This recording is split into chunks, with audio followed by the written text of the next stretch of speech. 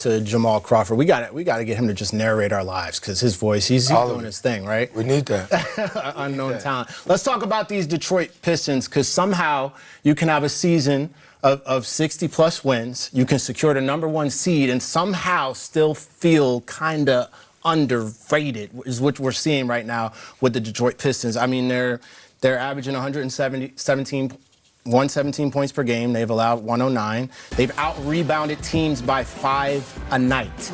They have respect, but are they still underestimated right now? Because it kind of feels like that, I'm not going to lie.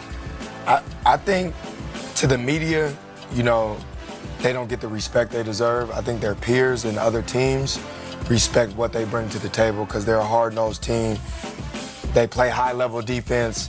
It reminds me of the bad boys mentality with, you know, the OG Isiah Thomas, and then fast forward to when they had Ben Wallace and Chauncey Billups and all those guys. What they're doing is amazing. It's not being talked about enough, but I think that's how they like it. I think that's the makeup of their culture and their organization. And they wouldn't want it any other way of being underestimated all year long and to come out and prove people wrong throughout the postseason, because that's what's next. What would you say feels the most playoff ready from this team? Is it Cade's control? Is it their rebounding? Is it their clutch wins? I think they have 27 clutch wins, most in the league. This team feels complete, but is there a specific part of this team's game that you think is most playoff ready? Yeah, a combination of what you said, piggybacking off of IT, their toughness, I would say the defensive side of the basketball, because those are the things when it comes down to it. You know, execution in the half court, we talked about that. The game within the game things we talked about after timeouts, side out of bounds, under out of bounds, executing in those moments. They've showed Cade and Jalen Duren could be clutch players for them, and those performances are going to be necessary. But also the cast that you have around you, supporting players, Kevin Huerter, they have shooting on the perimeter. You know, Asar, defensively, length on the perimeter, emerging as another young star in this league. And so I think how complete they are on both sides of the basketball. Offensively, they really don't give enough credit. But where I'm looking at this team in terms of playoffs is defensively and the defensive side of the basketball. And we got to give a shout out to Jenkins. When Cade Cunningham was out, yep, that boy was hooping, man. And his story is amazing. It's inspiring. The only thing I would say about Detroit that can be a knock come playoff time is, do they have enough elite shooting? Do they have enough space for Cade to be able to create once, you know, it's boxes and elbows in the playoffs and they're shrinking the floor, and the main focal point is to slow Cade Cunningham down. So that's my only level of concern is, do they have enough shooting to give him enough space to be able to create downhill the whole playoffs? And, you know, that's the only thing I would say is my level of concern. But other than that, they've showed that they're one of the top teams in the NBA for a reason. And lastly, sorry about that, experience, IT. Experience just is experience. That would just be the other one. Like we talked about their young core. Yes, they've won clutch games and showed that they can be clutch in those moments and come together and win. But I think when you're talking about the playoffs, it's another atmosphere. And so the experience is going to come into play. That would be something else I'd be paying attention to. I mean, this is something I'm wondering, though, because what is it actually going to take for like you said, the media, they're focused on Boston. They're not really giving Detroit that, I don't want to say respect, but what is it going to take for that to shift?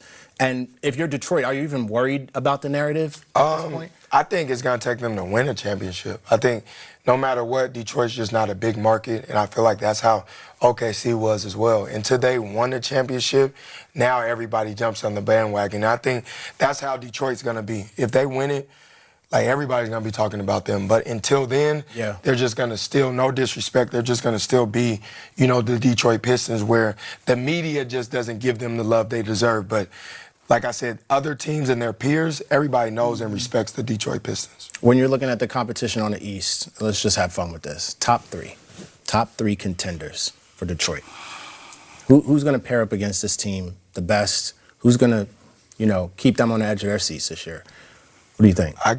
I mean, Boston, you got to say Boston's one of the favorites. Cleveland is another one. But Boston, they match up well against those guys. And they've won the championship. They got the playoff experience. You got Jason Tatum back, which, shout out to Jaylen Brown and having an MVP caliber season. And then the coaching. With Boston, the coaching is A1. Their coaching staff puts those guys in position to win championships. And you can't put it past the Celtics. But Detroit has to be the favorite. Skylar, you're looking like you're just double downing on it. Nah, I feel him on that. Everything that he said about Boston, I guess if I had to enter another team, Cleveland Cavaliers, you know, that's a team we have to talk about. We talked about their dynamic guard play, obviously their trade, and James Harden was to gear up and see what the postseason would look like. And so a lot of us has been waiting to see this team get to this point and see how they fare there. But their guard play is very dynamic, same defensively, and I think they have enough perimeter shooting. And then finally, I guess if we add in the third team, we didn't talk about the Knicks, but the potential there about the Knicks and that matchup. I know you said three. You said three, and so I think there's a third one you're looking for. But to talk about them, and we'll see. Obviously, you know, Karl Anthony Towns. They have clutch players, Jalen Brunson, and their chemistry as well.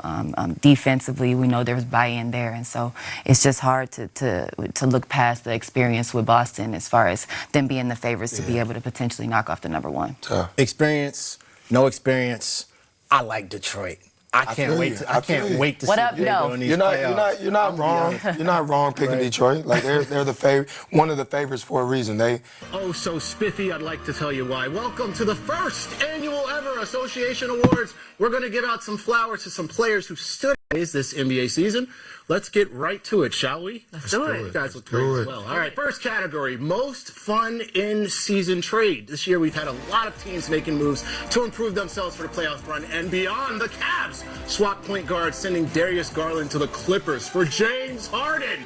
The Wizards received their point guard for the future and Trae Young from the Hawks in exchange for C.J. McCollum, among other assets, of course. And the Hawks also traded for Warriors wing Jonathan Kuminga, sending Kristaps Porzingis to the Warriors. Those are the nominees. Caesar!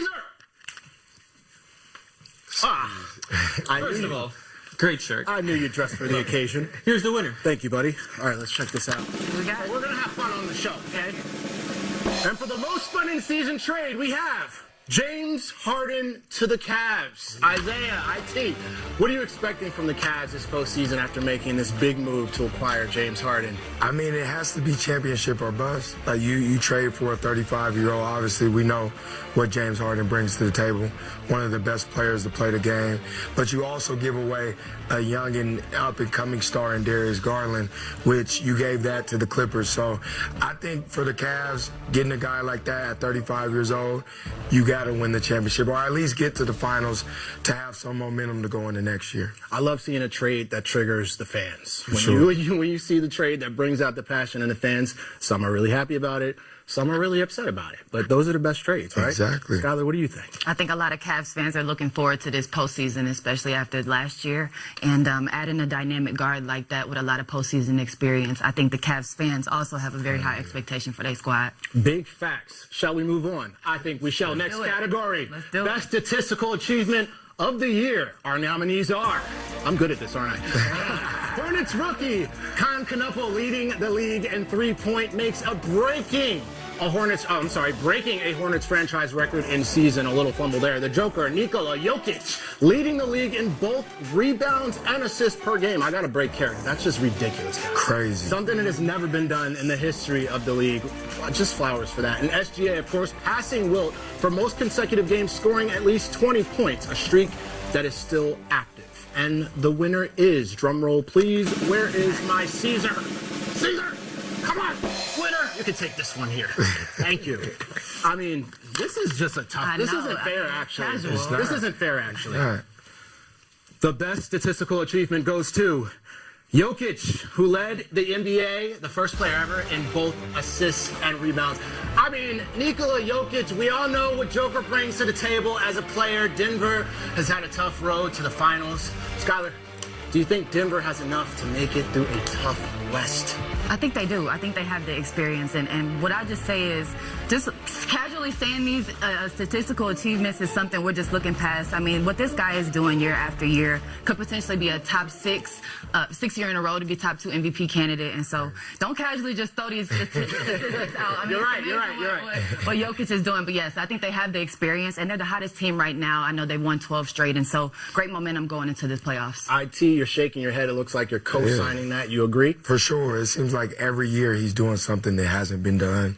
One of the best players to play the game, one of the best bigs. I don't think we'll see a guy like this anytime soon. I just think it's not fair that all of these things happened in the same season. Like, I know. if I'm Khan, I was just about to say, coming shout out into to the league. Khan. I'm coming into the league as a rookie, and I'm leading in threes, Right. and I get snubbed in the association That award hurts. show. Yes. That hurts. Shoot that thing, Hornet. Right, keep doing it, boy. All right, next up, moment of the year. Something that made you run to social media when you heard it was happening. There's a lot to talk about. Bam Adebayo, come on. Do we even need to talk about anybody else? Scored the second most points in an NBA game. 83 points against the Wizards. I'm just going to keep talking even though I don't think we need to move forward after that. Cooper Flag becoming the youngest player in NBA history to score 50 points. And the New York Knicks, of course, hoisting a trophy and winning the NBA Cup over the San Antonio Spurs. That's something that many would have said probably wouldn't happen. We All right. need Caesar on this one. I think we. We already know. Caesar, get out here. Come on. We don't have anything to say. Shocker of the year. You do the honors, Caesar. And the winner is We need that. Bam Adebayo, 83-point game. Bam Adebayo. Where Damn. IT? I think you were here when this moment happened. If my memory serves me. I wasn't here. Where were you at? And Yeah, what were you thinking when this What was happened? crazy, I was in my son's AAU practice, and somebody came in the gym like, Bam got 74 points, and it's the end of the third quarter, so I had to check my phone a few times throughout my practice. I wasn't even paying attention to the kids no more. I had to witness what greatness was about, so shout out to Bam. 83 points. Crazy. Skylar. That's amazing. Like- We'll see if we'll ever see numbers I like that know, again. I know. But to do it how he did it, and same. I was got an alert maybe when he was up to 30 or 40, and I was like, let me cut this game on. So it's historic to see something like that, no matter how it happened. Yeah, flowers to Bam. I have nothing else to say. You're an absolute legend. For Shout that. out to Bam. Goes down. That's the staple of the season by far, in my opinion. All right, next up. I don't know if we got permission from Rudy to do this. Uh-oh. No permission. The best rim rocker of the year. Shout out to Rudy.